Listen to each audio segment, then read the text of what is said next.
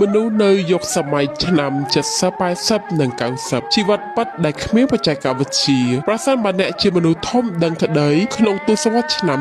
70 80ឬ90រឿងរ៉ាវទាំងនេះប្រហែលជាមានអារម្មណ៍ថាប្រហែលបំផុតសម្រាប់អ្នកមិនបានធំដឹងក្តីនៅលើពិភពអនឡាញនោះទេប៉ុន្តែអ្នកធំដឹងក្តីនៅខាងក្រៅផ្ទះដើរទៅសាលារៀនដោយខ្លួនឯងលេងរហូតដល់ថ្ងៃលិចប្រឡាក់ដីខ្សាច់សើចសប្បាយនិងរស់នៅក្នុងខណៈពេលដ៏រីករាយអ្នកមិនមានអ្វីច្រើនឡើយប៉ុន្តែអ្នកមានការស្រមៃហើយចម្លែកត្រង់ថាការស្រមៃនោះឯងដែលធ្វើឲ្យអ្វីៗគ្រប់យ៉ាងមានភាពគ្រប់គ្រាន់សម្រាប់អ្នកការនោះគ្មាន notification ទូរស័ព្ទមិនឈប់ឈរគ្មានការអូសទូរស័ព្ទឬ scroll មើលព័ត៌មានដែលគ្មានទីបញ្ចប់នោះទេគឺមានតែការលេងលើផ្លូវថ្នល់មិត្តភ័ក្តិពិតប្រាកដនិងការចងចាំពិតប្រាកដអ្នកបានរៀនពីរបៀបចែករំលែកសូម្បីតែនៅពេលដែលមានរបស់មិនច្រើនសម្រាប់ចែកគ្នាក៏ដោយអ្នកបានរៀនពីការគោរពមិនមែនមកពីច្បាប់វិន័យដែលគេបង្ខំនោះទេប៉ុន្តែគឺមកពីបទពិសោធន៍ផ្ទាល់ខ្លួន